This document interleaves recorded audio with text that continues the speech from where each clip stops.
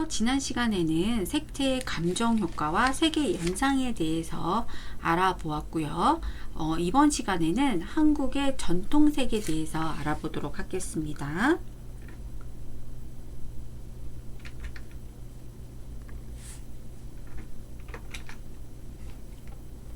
지난 시간 내용 잠깐 살펴보면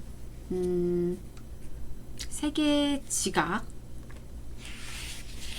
감정효과, 온도감 있었고요. 그 다음에 중량감, 경연감, 흥분색과 진정색, 진출색과 후퇴색, 팽창색과 수축색, 주목성, 명시성 이런 얘기들을 했고, 색의 연상의 특성, 어떤 색이 어떤 연상 효과를 갖는지 알아보았어요. 자, 이번 시간에는 한국의 전통색에 대해서 알아볼 건데요. 우리 한국의 전통색은 고대 중국에서 시작이 된 동양 문화권을 지배해온 이 음양 오행 사상을 기본으로 하기 때문에 음양이라는 글자, 음양 오행 사상의 기본으로 하는 그런 색들을 이제 가져오게 돼요.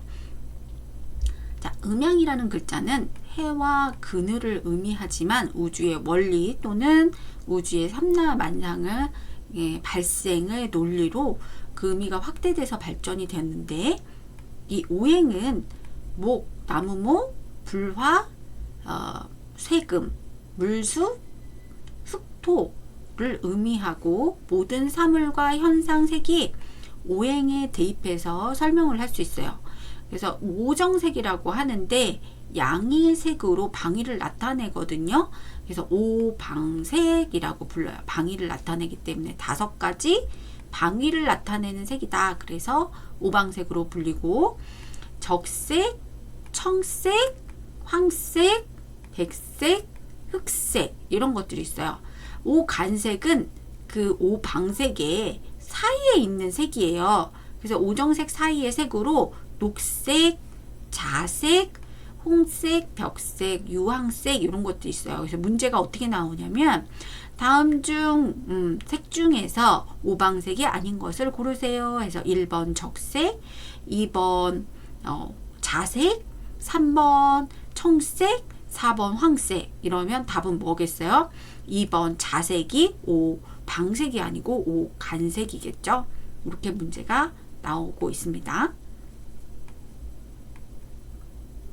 자, 그래서 오정색을 이렇게 배우게 되는데, 자, 오정색을 배울 때는 저는 항상 옛날에 즐겨봤던 태왕사신기 드라마에 나왔던 동물들이 생각이 나더라고요. 그래서 태왕사신기라는 드라마가 오래되긴 했지만 그 드라마 유명한 배용준이 나왔던 그 드라마를 보면 이 오정색을 잘 이해하는 데 도움이 돼요.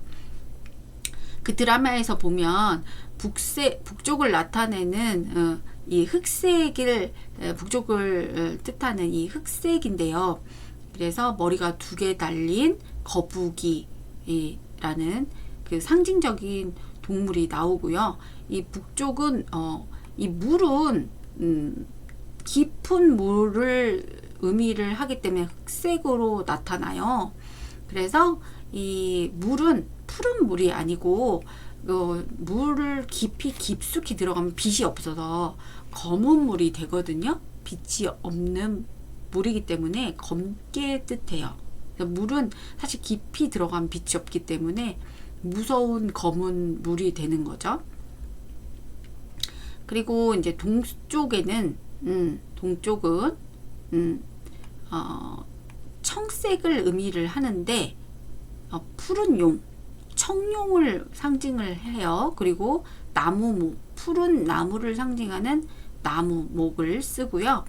남쪽은 붉은 봉황을 주작이라고 하는 동물을 상징을 해서 불화자를 쓰죠. 적색이고 남쪽이고 불화, 봉황을 주작이나 봉황을 의미하는 적색.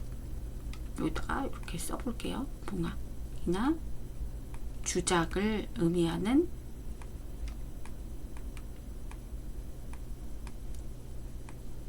상징 동물이었어요. 여기는 청룡, 동쪽은 청룡, 북쪽은 현무예요. 머리가 2개 달린 거북이, 상징적인 동물이죠. 실제 동물이 아닌 상상 속에 나오는 옛날 신화에 나오는 동물이에요. 그 다음에 백색은 서쪽은 백색인데 백호라고 해서 상징적인 동물이 백색 호랑이를 상징을 해요. 백호. 그리고 쇠금자를 써서 이 금은 노란 금이 아니라 흰 금이에요. 쇠금. 쇠는 흰색을 나타내잖아요. 약간 밝은 회색. 그래서 쇠금입니다. 얘는 노란 금이 아니라 쇠금이에요. 그래서 흰색, 약간 밝은 회색. 그리고 상징의 동물은 백호. 그리고 가운데에 있는 중앙은 중국은 이제 되게 그 황색을 중앙의 색이라고 해서 흑토차를 쓰고 황색이라고 하고 황제만 입는 색이라고 했죠. 예. 중앙에 있는 색. 이렇게 상징적인 동물이 이렇게 나와요. 그 태왕사신기에 보면 북쪽에 현무, 동쪽에 청룡, 남쪽에 주작, 서쪽에 백호, 이런 식으로 해서 상징적인 동물이 나와서 외우기가 쉬워요. 그 드라마를 보면. 그래서 이렇게 보시면 목은 계절은 봄에 해당이 되고 동쪽에 방향이 있고, 색깔은 청색이고 사이 간색은 녹색으로 이루어져 있고, 보세요. 청룡이 나오죠. 그리고 얘 신체에서는 간장, 맛은 신맛, 오륜에서는 어질 인자를 쓰고, 오행의 화, 불화죠. 이 남쪽에 있는 불화는 계절 중에 남쪽에 있으니까 여름. 그 다음에 남쪽 적색이고, 오간색은 홍색이고, 동물은 주작이고 사시는. 그 다음에 신장을 가리키고 쓴맛이고 예를 가리켜요. 그리고 금, 쇠금은 서쪽에 있죠. 서쪽에 있고 가을이라고 하는 계절이고, 색깔은 오정색에서 백색, 오간색에는 벽색. 백호라는 호랑이, 하얀 호랑이, 신체는 폐, 매운맛, 을을 나타내고요. 물숫자인 이 북쪽, 겨울을 나타내고 추워요. 북쪽이죠. 그리고 흑색이고